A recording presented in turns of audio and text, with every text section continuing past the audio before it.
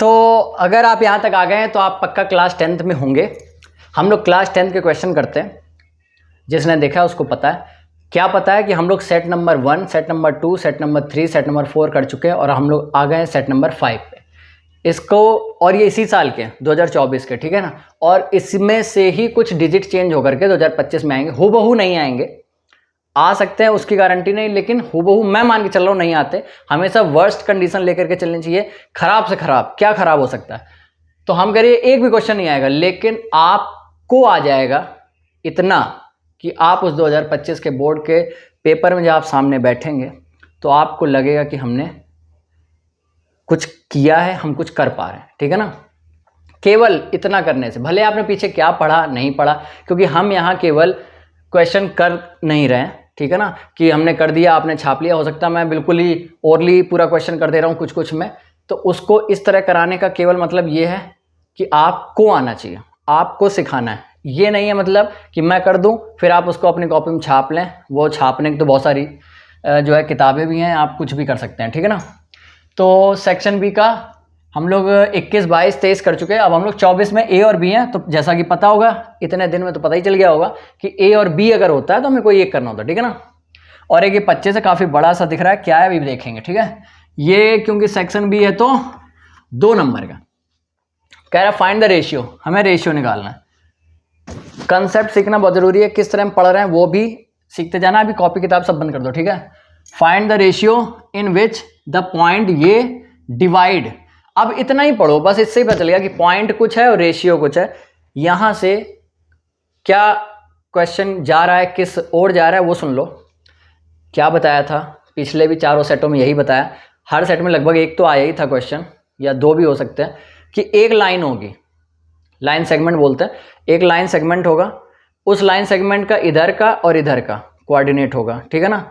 और एक कोई लाइन आ रही होगी या कोई पॉइंट होगा जो उस पूरी लाइन को कट कर रहा होगा किसी भी पॉइंट पे, किसी भी रेशियो में। बताते हैं तो पता चल जाएगा, याद आ जाएगा। एक कोई पॉइंट, एक कोई लाइन है, इसी को लाइन सेगमेंट बोलते हैं, क्योंकि लाइन का टुकड़ा है, लाइन तो रुकेगी नहीं। उस लाइन सेगमेंट के ये 2 क्या है पॉइंट, बीच में तो ढेरों पॉइंट होंगे, लेकिन लास्ट वाले क्या है, ये 2 पॉइंट है, ठीक है। उसके बाद कोई एक लाइन या तो आती होगी या कोई पॉइंट होगा जो इस पूरी लाइन को 2 टुकड़ों में बांट देगा। 2 टुकड़ों में बांट देगा, उसी को मैथ्स में ऐसे बोलते हैं, 2 जो है पार्ट्स में डिवाइड कर देगा, वो भी किसी रेशियो में। कैसे, m और n के रेशियो में।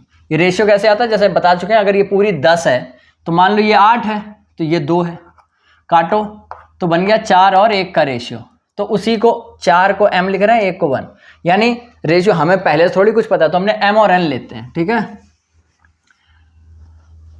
उसके पीछे भी कहानी बताते हैं, ठीक है। यहां पर ये कोई पॉइंट x1 और y1 होता है, यहां पर कोई पॉइंट x2 और y2 होता है, और ये वो पॉइंट हैं जो इन्हें काट रहे हैं। बस ये इतने लोग होते हैं, 1 लोग, 2 लोग, 3 लोग और ये 4 लोग। बस ये फिगर माइंड बना लो या रफ में बना लो या सामने भी कर दो तो कोई दिक्कत नहीं है। लेकिन उन सब में अगर माइंड में आपका बन रहा है, बहुत अच्छा है। कुछ नहीं करना, तुरंत लाइन बनाना, रेशियो देखो, लाइन सेगमेंट देखो, डिवाइड की कुछ कहानी चल रही है देखो, कुछ मत करो, वो बाद में पढ़ना दोबारा। इतना बना लो क्या कि एक लाइन सेगमेंट होगा, कोई एक पॉइंट होगा, या कोई एक लाइन भी ऐसे काट सकती है। काटेगी तो किसी पॉइंट पे ही, एक यहाँ पॉइंट होगा, एक यहाँ, जहाँ काटेगा एक वो पॉइंट होगा, और ये जिस रेशियो में डिवाइड करेंगे वो। इसके बाद यहाँ से बनते हैं 2 तरह के क्वेश्चन। एक में आपसे रेशियो पूछा जाएगा जैसे इसमें पूछ रहा है, और एक में आपको रेशियो दिया जाएगा। जिसमें रेशियो दिया जाए उसमें कुछ नहीं करना है, m की जगह जो भी दिया जाए, मान लो जैसे 3:2 दे दिया तो चुपचाप m की जगह 3, n की जगह 2 लिख देना। लेकिन जिसमें पूछा जाए तो वहां पे m की जगह k और n की जगह 1 लिख देना। और क्यों लिखते हैं k और 1 वो भी बताया, क्योंकि अभी पहले देखो हम लिखने जा रहे हैं जैसे x, इस x की वैल्यू, फॉर्मूला होता है x इक्वल अपॉन में ये m और n का सम, ये रेशियो का सम। n x वाला चल रहा है तो x वाले ही सारे लिखने हैं। देखो ऐसे लिख लो, चाहे x1 प्लस यहाँ x2 लिख लिया। अब ये x1 है, इसका उधर n से मल्टीप्लाई, ये x2 है, इसका इधर m से मल्टीप्लाई। ऐसे ही y का जब लिखोगे अपॉन में तो m प्लस n, लेकिन अब y वाले चलेंगे, y1 प्लस y2। y1 कहाँ, ये इसका n से मल्टीप्लाई, y2 कहाँ, ये इसका इधर m से मल्टीप्लाई। ये है फॉर्मूले 2। इसी में 1 2 3 4 लोग हैं, 3 दे देगा, एक पूछ लेगा, एक गायब कर देगा, कह देगा इसकी वैल्यू बताओ, ठीक है ना। उन्हीं में खेलता रहता है, हर बार इसी तरह का फॉर्मूला लगाना है। जैसे कभी यहां पर दे देगा वैल्यू, मान लो दे दी उसने 2,3, तो तुमको यहाँ x की जगह भी 2 लेके चलना है, y की जगह 3 लेके चलना है, इतनी सी बात है। अब इसमें क्या है, इसमें कहानी अलग है। अब इसकी कहानी के हिसाब से चलते हैं ना।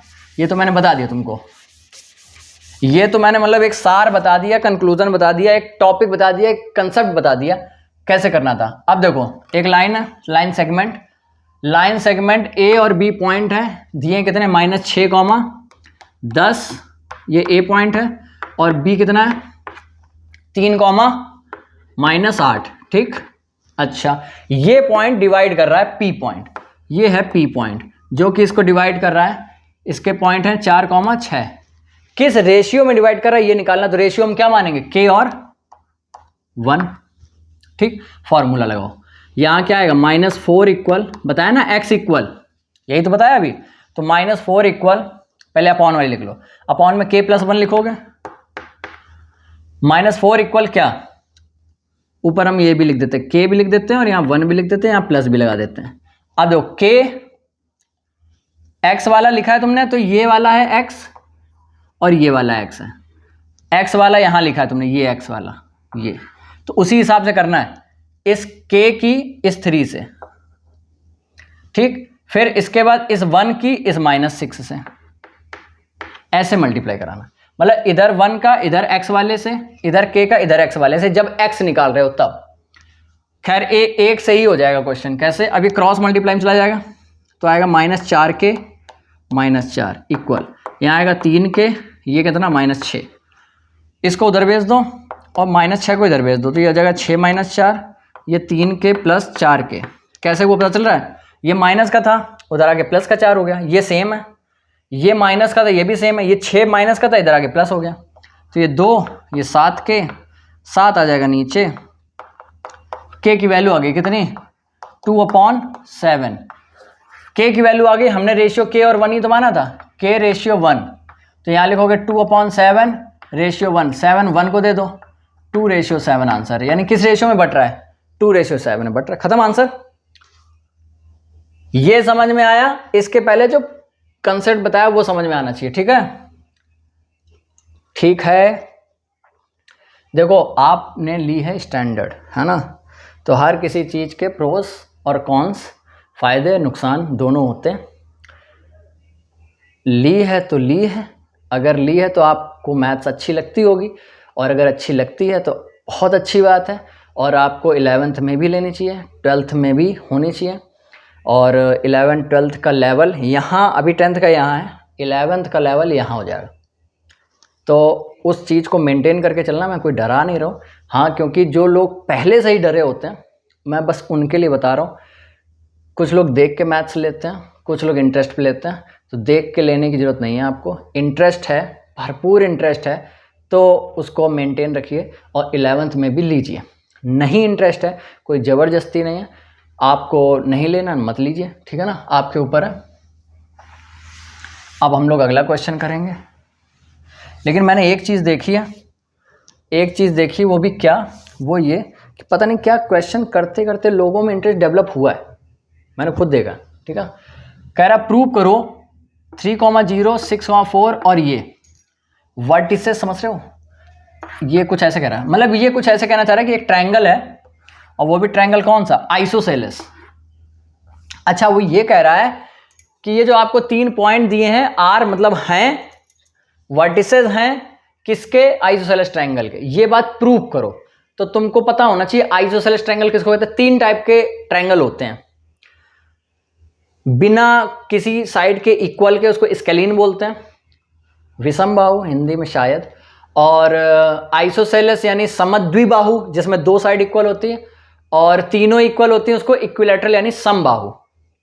हमें 2 साइड वाला, हम इसका नाम ए, बी और सी लेते हैं। इनके वर्टिसेस 3,0 और 6,4, और ऐसा कोई जरूरी नहीं कि हमने यहां लिख रहे तो हमने इरेज करके उधर लिख दिया, यहीं लिखेंगे। अब तुमको डाउट आया तो हमने इधर लिखा और इसको यहां लिखा, ऐसा कहीं किसी ग्रंथ में नहीं लिखा कि हमें ये वहीं लिखना चाहिए या इधर, ठीक है ना। ये हमने वर्टिसेस, वर्टिसेस तो समझते हो, इस कॉर्नर को वर्टिसेस बोलते हैं, बोलो समझना चाहिए। तो हमें ये बात बस प्रूव करनी है कि तो ट्रायंगल है वो एक आइसोसेलेस है, और ये उसके मतलब हुआ ये, अगर हम उल्टा मान लें, अगर इन्होंने बोला कि ये आइसोसेलेस के वर्टिसेस हैं, हम ये बात प्रूव कर दें कि ये ट्रायंगल ही आइसोसेलेस है, तो बात तो वही घूम फिर के। ये ऐसे कहना चाहते हैं कि ये जो ट्रायंगल है आइसोसेलेस ट्रायंगल, उसके ये वर्टिसेस हैं, हम ये बात प्रूव नहीं कर पाएंगे। हम ये मान के चल रहे हैं कि आपका ये जो भी कोई ट्रायंगल है उसके वर्टिसेस की हेल्प से हम इस ट्रायंगल को आइसोसेलेस प्रूव कर देंगे। इधर से पकड़ो चाहे इधर से, बात एक ही, ठीक है।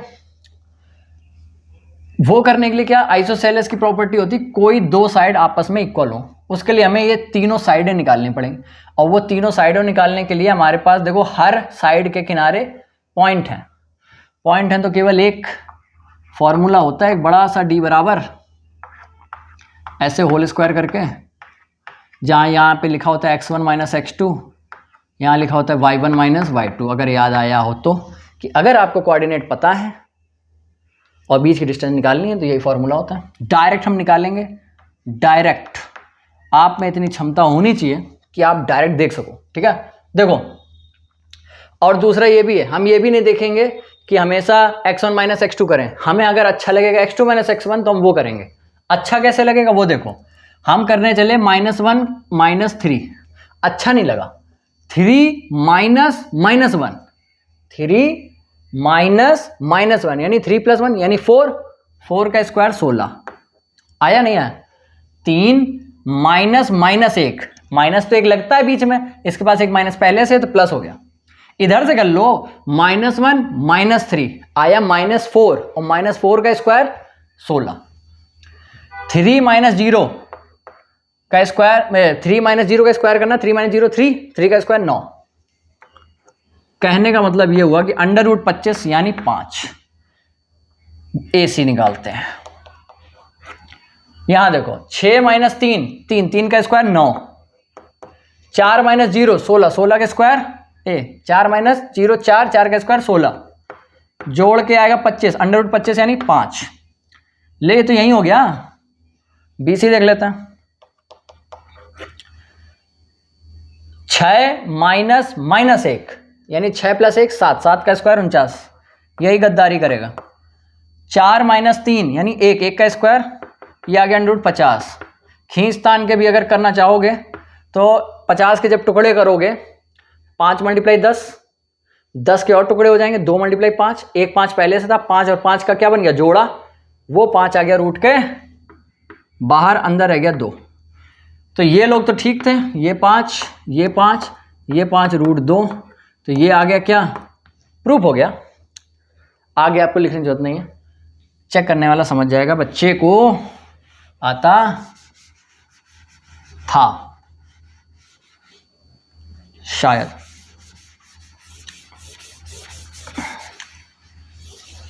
अगला लंबा चौड़ा क्वेश्चन, इंग्लिश बहुत सारी लिखी है, समस्या ये आ जाती है ऐसे क्वेश्चनों को हम लोग आप लोग ये सोचते हैं छोड़ दें, पर क्यों छोड़ दें। हाँ लेकिन ये भी इतना बड़ा क्वेश्चन है 2 नंबर में, पता नहीं क्या है। कह रहा है कार्टन है, क्या होता है पता नहीं, कंसिस्ट मतलब उसके अंदर कोई बहुत सारी चीज़ें हैं, कितनी 60 शर्ट हैं। कार्टन कार्टून जो बोलते हो, बॉक्स होगा बेसिकली, उसके अंदर 60 शर्ट हैं, ठीक है ना, 60 ऑफ विच, जिसमें से 48 गुड अच्छी हैं, 8 में मेजर डिफेक्ट है बहुत ज़्यादा खराब, और 4 में माइनर डिफेक्ट है। टोटल 60 शर्टें हैं, उसमें से 48 गुड और ये क्या नाम है 8 मेजर डिफेक्ट